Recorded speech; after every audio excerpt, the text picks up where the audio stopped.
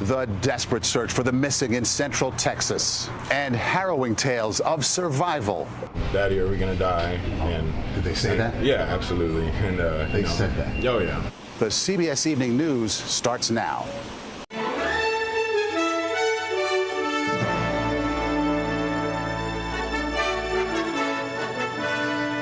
Good evening. I'm Maurice DuBois in Ingram, Texas.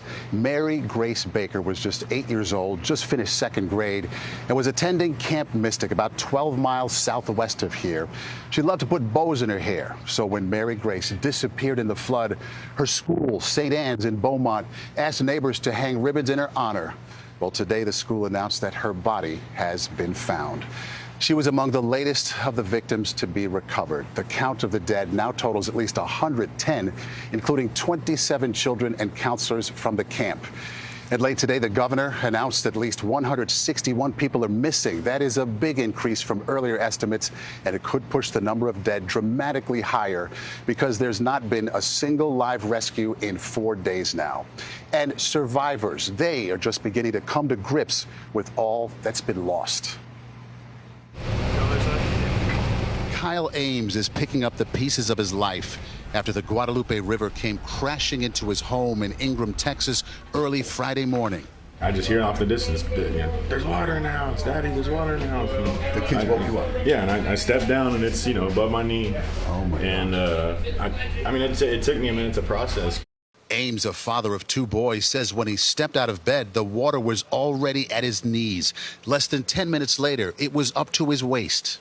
They were thinking, Daddy, are we gonna die? And did they say that? Yeah, absolutely. And they said that. Oh yeah. I mean, this is the water line. With the water quickly rising to their necks, his girlfriend Hannah and mother Cindy said they had to get to the roof, and only Kyle could lift them all up there.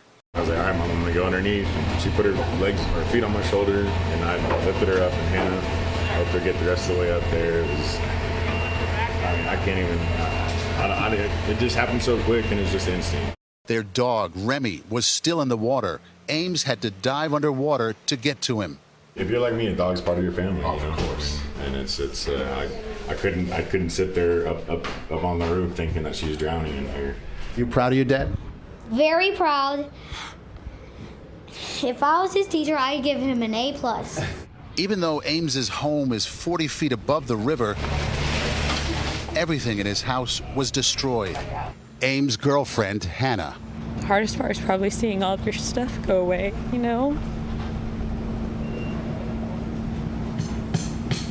Everything that they grew up with is gone.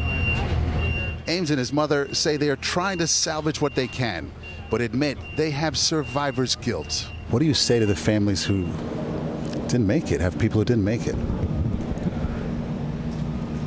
I'm so sorry for your loss. And it's not fair to lose people you love like this, but my heart's with you guys, and God bless. I also asked the boys if their dad's a hero. They said yes. That's what the Ames family does, the words of children.